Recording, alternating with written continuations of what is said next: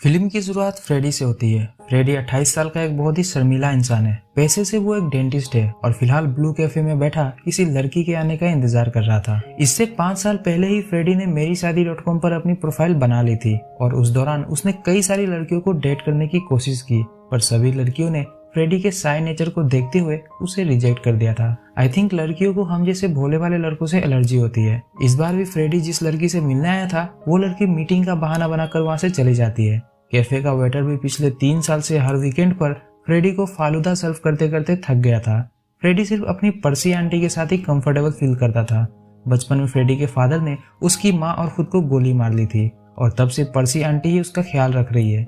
एक दिन पर्सी aunty Freddy को अपने किसी रिश्तेदार की शादी में अपने साथ ले जाती है। अब शादी में तो कई सारी कुंवारी लड़कियां भी मौजूद रहती है, सो पर्सी आंटी फ्रेडी को किसी लड़की से जाकर बात करने के लिए कहती है, पर फ्रेडी ठहरा एक इंट्रोवर्ट। उसके घर में फीमेल के नाम पर कंगी नहीं बल्कि कंघा पड़ा हुआ था, तो वो क्या खाक बात कर पाता। उसके इसी दबे हुए कॉन्फिडेंस को जगाने के लिए पर्सी आंटी काइनाज नाम की एक लड़की की तरफ इशारा करते हुए फ्रेडी को बताती है कि वो उसे देखकर मुस्कुरा रही थी। आंटी की ये बात सुनकर फ्रेडी के अंदर थोड़ा कॉन्फिडेंस बढ़ता है और वो सर पर कफन बांधकर काइनाज के पास जाकर उससे बात करने की कोशिश करता है। तभी काइनाज का पति रुस्तम दंदनाता हुआ वहाँ आता है और फ्रेडी को धक्के मारकर अपनी बीवी से दूर कर देता है।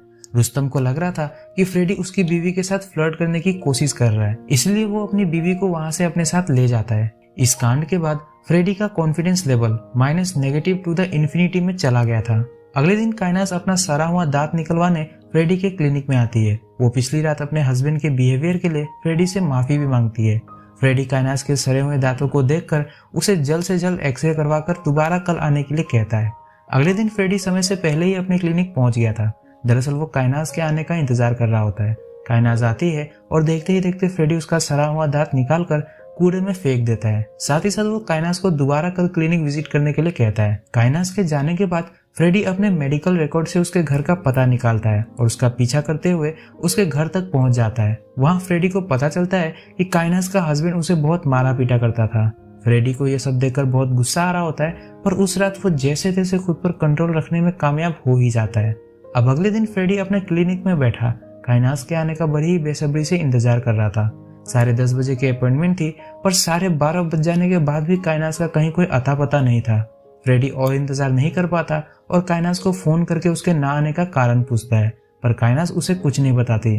फ्रेडी काइनाज को समझाने की कोशिश करता है कि उसे चेकअप की सख्त जरूरत है, वरना इन्फेक्शन फैल सकता है। फ्रेडी के काफी ज्यादा इंसिस्ट करने पर दोनों मटुंगा पार्क में मिलने का नक्की करते हैं।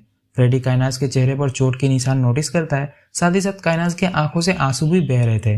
फ्रेडी पहले से ही जानता था कि इस सब के पीछे रुस्तम का ही हाथ है। फ्रेडी को ये बात ऑलरेडी पता थी कि काइनाज एक शादीशुदा लेडी है, पर फिर भी उसे काइनाज से प्यार हो गया था। उधर काइनाज भी कहीं न कहीं अपने हस्बैंड के डोमिनेशन से परेशान थी और अपनी लाइफ को एक नए सिरे से शुरू करना चाहती थी। इसलिए दोनों रुस्तम से छुपते छुपाते एक दूसरे से मिलना और आपस में घुलना शुरू करते हैं। फ्रेडी काइनाज को अपने बेस्ट फ्रेंड हार्डी से भी मिलवाता है। इधर फ्रेडी और काइनाज जितना करीब आ रहे थे, उधर रुस्तम का काइनाज के ऊपर डोमिनेशन हद से ज्यादा बढ़ता ही जा रहा था। फ्रेडी ने काइनाज को शादी के लिए प्रपोज भी कर डाला था, पर काइनाज रुस्तम के रहते फ्रेडी से शादी नहीं करना चाहती थी। इसलिए काइनाज को पाने के लिए फ्रेडी खुद ही रुस्तम को रास्ते से हटाने का फैसला करता है। साथ ही साथ वो काइनाज से अगले 1 हफ्ते तक उससे ना ही मिलने और ना ही कॉल करने की सख्त हिदायत देता है। फ्रेडी को पता था कि रुस्तम हर रात नाइट वॉक करने जाता है। एक रात जब रुस्तम सुनसान रास्ते से नाइट वॉक करता हुआ जा रहा था, तभी पूरी रफ्तार से पीछे अपनी कार में बैठा हुआ फ्रेडी रुस्तम को कुचल कर चला जाता है।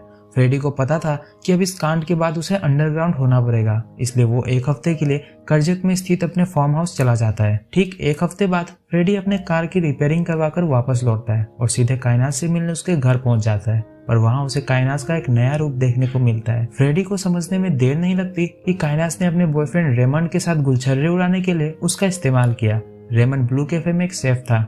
वो फ्रेडी को धमकाते हुए कहती है कि अगर उसने दोबारा उसके घर आने की कोशिश की तो वो पुलिस को रुस्तम कांड के बारे में सब कुछ बता देगी। ये सब सुनकर तो मानो फ्रेडी की दुनिया हिल गई थी। अपनी किस्मत और खुद की बेवकूफी पर रोता हुआ फ्रेडी वहां से चला जाता है और अपने घर आकर रात भर रोता रहता है। अगली सुबह फ्रेडी वो सारे कपड़े, जूते, किताब, चश्मे, परफ्यूम्स और वो तमाम चीजें आग के हवाले कर देता है जिसे उसने काइनाज को इम्प्रेस करने के लिए खरीदे थे। एक दिन जब फ्रेडी फालूदा पीने ब्लू कैफे पहुंचता है, वहाँ उसकी मुलाकात रेमंड और काइनाज से होती है। रेमंड को लगता है कि फ्रेडी अभी भी काइनाज का पीछा कर रहा है, इसलिए फ्रेडी को जलाने के लिए रेमंड उसके सामने ही काइनाज को चूमना शुरू कर देता है। ये सुनहरा कार्यक्रम देखने के चक्कर में फ्रेडी 3-4 गिलास फालूदा पी जाता है और दनादन रिपीट करता जाता है। ये देख रेमंड गुस्सा हो जाता है और नेक्स्ट फालूदा वाले गिलास में थूक कर उसे पीने के लिए फ्रेडी को देता है, पर सरप्राइजिंगली फ्रेडी उस ग्लास को भी चट कर जाता है। काइनास को पता चल चुका था कि फ्रेडी ऐसे तो नहीं जाने वाला, इसलिए वो उससे पूछती है कि आखिरकार वो चाहता क्या है। फ्रेडी काइनास से सिर्फ उसे एक बार जेन्युइनली सॉरी कहने के लिए कहता है। ये सुनते ही रेमंड उल्टे हाथ का एक थप्पड़ फ्रेडी के चेहरे पर चिपकाते हुए उसे एक बार फिर पुलिस की धमकी देकर वहां से भगा देता है। अब सिर्फ एक सिंपल से सब कुछ भूल जाने वाले फ्रेडी ने काइनास से बदला लेने का मन बना लिया था। एक दिन जब काइनास रेमंड के साथ अपने घर से बाहर गई हुई होती है, तब फ्रेडी चुपके से उसके घर में दाखिल हो जाता है। दाखिल होने के लिए उसने पहले ही एक मिस्त्री से उस घर की डुप्लीकेट चाबी बनवा ली थी। अंदर जाते ही सबसे पहले फ्रेडी फ्रिज में पड़े हुए खाने में स्लीपिंग पिल्स मिला देता है। इसके बाद जब वो बाथरूम में घुसता है, तब उसे काइनास की कही एक बात याद आती है कि उसे सोडियम सल्फेट से एलर्जी है, इसलिए फ्रेडी काइनास के फेस वॉश में लिक्विड डिटर्जेंट मिला देता है। अब इससे पहले कि फ्रेडी अपना काम खत्म करके वहां से निकल पाता, काइनास और रेमंड वापस आ जाते हैं, पर उनके अंदर आने से पहले ही फ्रेडी छुप गया था और जब दोनों बाथरूम में एक साथ हल्का होने जाते हैं, तब मौका पाकर फ्रेडी वहां से निकल लेता है। देर रात जब दोनों स्लीपिंग पिल्स वाला खाना खाकर सो रहे होते हैं, तब फ्रेडी दोबारा उनके घर में दाखिल होता है। वो देखता है कि डिटर्जेंट वाला फेस वॉश अपने चेहरे पर लगाने की वजह से काइनास के चेहरे पर रैशेस निकल आए थे। फ्रेडी तुरंत काइनास के आईफोन को उसके रेटिना स्कैन की मदद से अनलॉक करके किसी को ये मैसेज भेजता है कि अगर तुमने पुलिस को यह बताया कि उस रात हमने तुम्हारी कार तुमसे बोरो करी थी, तो तुम गए काम से। अब फ्रेडी ने ये मैसेज किसे भेजा होगा, ये तो हमें आगे पता चलेगा। फिर वो रेमंड की तरफ बढ़ता है, जो कि घोड़े बेचकर सो रहा था। फ्रेडी उसे चाटा मारते हुए उसके फोन से अपनी वो सारी फोटोज डिलीट कर देता है, जिसके जरिए रेमंड उसे पुलिस की धमकियां दिया करता था। इसके बाद फ्रेडी रेमंड के गाड़ी की चाबी लेकर नीचे जाता है और गाड़ी का ब्रेक फ्लूइड निकाल देता है। वापस चाबी को उसकी जगह रखकर फ्रेडी दोबारा रेमंड को चाटा मारता है और उन दोनों के बीच 2 घंटे झपकी लेकर वहां से चला जाता है। कुछ देर बाद स्लीपिंग पिल्स का असर खत्म हो जाता है और होश में आने पर काइनास वॉशरूम में जाती है। वहां जब वो आईने में एलर्जी की वजह से चेहरे पर उग चुके रैशेस को देखती है, तो उसका कुछ ऐसा रिएक्शन था। दोनों उसी वक्त हॉस्पिटल जाने के लिए कार से रवाना होते हैं, पर ब्रेक ना लग पाने की वजह से दोनों का एक छोटा सा एक्सीडेंट हो जाता है, जिसमें ना तो काइनास को कुछ होता है और ना ही साले रेमंड को। दोनों इस हादसे से संभले भी नहीं थे कि तभी काइनास को उसके रेस्टोरेंट से कॉल आता है कि फूड सेफ्टी अथॉरिटी वाले उसके रेस्टोरेंट को सील कर रहे हैं। दरअसल किसी कस्टमर को उसके खाने में छिपकली पड़ी हुई मिली थी और उसने ही रिपोर्ट करा था। काइनास तुरंत रेमंड को लेकर अपने रेस्टोरेंट लाइट ऑफ पर्सिया पहुंच जाती है। उन दोनों के जाते ही फ्रेडी काइनास के घर में एक बार फिर दाखिल होता है। उसे रेमंड का लैपटॉप मिलता है, जिसमें रेमंड का फेसबुक प्रोफाइल खुला हुआ था। उसके प्रोफाइल से फ्रेडी काइनास और रेमंड की प्राइवेट फोटोज फेसबुक पर पोस्ट कर देता है, जिसे देखते ही काइनास रेमंड पर भड़क जाती है। पर रेमंड काइनास को समझाने की कोशिश करता है कि उसने उस तरह की कोई भी फोटो फेसबुक पर पोस्ट करी ही नहीं थी। रेस्टोरेंट के वेटर से काइनास को पता चलता है कि खाने में छिपकली वाली रिपोर्ट दरअसल फ्रेडी ने की थी। यह सुनते ही काइनास सारी कहानी समझ जाती है और वो तुरंत रेमंड को साथ लेकर फ्रेडी से मिलने पहुंचती है। फ्रेडी के घर पहुंचते ही काइनास घर का दरवाजा बंद करती है और इधर रेमंड फ्रेडी पर घूंसे बरसाना शुरू कर देता है। तभी वहां पुलिस दरवाजा खटखटाने आ जाती है। पुलिस को देखते ही काइनास और रेमंड की हवा निकल जाती है, पर दोनों खुद को संभालते हुए पुलिस के सामने विक्टिम कार्ड प्ले करना शुरू करते हैं। काइनास पुलिस को बताती है कि कैसे फ्रेडी उसका पीछा किया करता था, उसके घर के बाहर उसे स्टॉक करता था और जब उसने फ्रेडी को मना करने की कोशिश की तो फ्रेडी ने उसके हस्बैंड रुस्तम को मार डाला और साथ ही साथ काइनास को धमकी भी दी कि अगर उसने पुलिस को कुछ बताने की कोशिश की तो वो उसे भी मार डालेगा। पुलिस काइनास से सबूत मांगती है। काइनास अपने और फ्रेडी के बीच हुए व्हाट्सएप मैसेज पुलिस को दिखाने के लिए व्हाट्सएप ओपन करती है, पर तब उसे पता चलता है कि सारे मैसेजेस तो उसके फोन से गायब हो चुके थे। उधर रेमंड को भी उसके फोन में कुछ नहीं मिलता। पुलिस इंस्पेक्टर फ्रेडी को बताते हैं कि उसके पड़ोसी ने ही उन्हें इन्फॉर्म किया था और अगर आगे से दोनों ने दोबारा उसे तंग करने की कोशिश की तो वो पुलिस को जरूर इन्फॉर्म करे। एक दिन अचानक फ्रेडी को काइनास का कॉल आता है और वो उससे पूछती है कि क्या तुमने कभी टर्टल सूप पिया है। यह सुनते ही फ्रेडी घबराकर अपने बेस्ट फ्रेंड हार्डी को ढूंढने लगता है, पर पूरे घर में उसे वो कहीं दिखाई नहीं देता।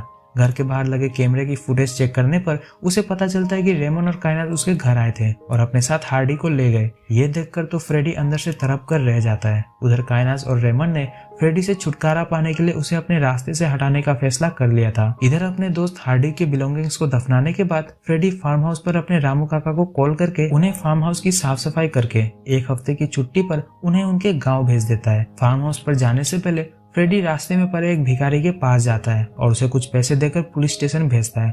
वो भिखारी पुलिस को उस रात के बारे में बताता है जिस रात रुस्तम का मर्डर हुआ था। गाड़ी का नंबर पूछने पर भिखारी लास्ट के 4 डिजिट ही बता पाता है और कहता है कि कार एक ब्लैक होंडा सिटी थी। पुलिस तुरंत पता लगा लेती है कि कार फ्रेडी की ही थी। बिना वक्त गवाए पुलिस इंस्पेक्टर फ्रेडी से पूछताछ करने उसके क्लिनिक पहुंच जाते हैं। फ्रेडी पुलिस को बताता है कि उस रात उसे काइनास का कॉल आया था। उसने कहा था कि उसकी कार खराब हो गई है, सो उसे फ्रेडी की कार थोड़ी देर के लिए चाहिए। शाम को काइनास का बॉयफ्रेंड रेमन उसके पास आया और आकर फ्रेडी की कार ले गया। पुलिस फ्रेडी से पूछती है कि क्या सच में रेमन काइनास का बॉयफ्रेंड है, क्योंकि काइनास ने तो रेमन को अपना फ्रेंड बताया था। फ्रेडी कहता है कि हाँ, रेमन ही काइनास का बॉयफ्रेंड है। और उस रात 1 घंटे बाद जब वो कार वापस करने आया था तब फ्रेडी ने अपनी कार के बोनेट पर एक बड़ा सा डेंट नोटिस किया था जिसमें खून भी लगा हुआ था। फ्रेडी आगे बताता है कि जब उसने काइनास से कहा कि वो पुलिस में रिपोर्ट करेगा तब उसने उसे जान से मारने की धमकी दी थी। और यह कहते हुए फ्रेडी वो मैसेज पुलिस को दिखाता है जिसे उस रात खुद उसी ने काइनास के फोन से टाइप करके अपने फोन में भेजा था। साथ ही साथ फ्रेडी पुलिस को वो सीसीटीवी फुटेज भी दिखाता है जिसमें रेमन और काइनास फ्रेडी के घर में तोड़फोड़ करके उसके पेट टोटोइस हार्डी को अपने साथ ले जाते हुए साफ साफ दिखाई दे रहे थे। सब इंस्पेक्टर जादव तुरंत काइनास और रेमन को शाम 6 बजे रूटीन इंक्वायरी के लिए मटुंगा पुलिस आने को कहते हैं।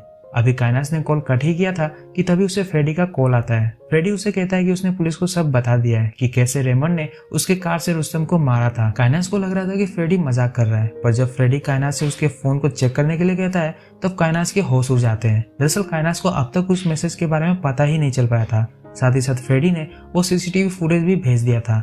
फुटेज देखकर दोनों डर जाते हैं। रेमन फ्रेडी से पूछता है कि आखिरकार वो चाहता क्या है। जवाब में फ्रेडी कहता है कि वही, बस एक बार मुझे जेन्युइनली सॉरी बोल दो, मैं तो सब भूल जाऊंगा। दोनों राजी हो जाते हैं। फ्रेडी उन्हें साथ में एक सूटकेस लेकर उसके फार्म हाउस पर आने के लिए कहता है। काइनास फ्रेडी से पूछती है कि सूटकेस की क्या जरूरत है, तो फ्रेडी कहता है कि दरअसल उसे अपने फार्म हाउस से अपनी मम्मी का कुछ सामान लेकर आना था, पर वो अपने साथ सूटकेस ले जाना ही भूल गया। खैर दोनों फ्रेडी को खत्म करने के इरादे से उसके फार्म हाउस पहुंच जाते हैं और फ्रेडी बड़ी चालाकी से दोनों को बेहोश करके अलग अलग चेयर से बांध देता है। उधर 6 बजे के बाद भी जब काइनास और रेमन पुलिस स्टेशन नहीं पहुंचते तो पुलिस खुद उनके घर पहुंच जाती है और पाती है कि घर का दरवाजा ऑलरेडी खुला हुआ था। साथ ही साथ घर में कोई भी नहीं था। सीसीटीवी फुटेज चेक करने पर पुलिस को काइनास और रेमन घर से सूटकेस लेकर निकलते हुए दिखाई देते हैं। पुलिस अनुमान लगाती है कि दोनों शहर छोड़कर भाग गए हैं और ज्यादा माथापच्ची न करते हुए पुलिस रुस्तम केस को यहीं पर बंद कर देती है। इधर रेमन और काइनास को होश आ चुका था। उन दोनों के होश में आते ही फ्रेडी बिना एनेस्थीसिया दिए ही दोनों के सारे दांत बाहर निकाल देता है। दर्द की वजह से रेमन तो मर गया था, जिसे फ्रेडी ने अपने गार्डन में दफना दिया, पर काइनास अभी भी जिंदा थी। फ्रेडी काइनास को जिंदा ही दफना देता है और उसी के कब्र पर सो जाता है। इसी के साथ यह फिल्म यहीं पर समाप्त हो जाती है।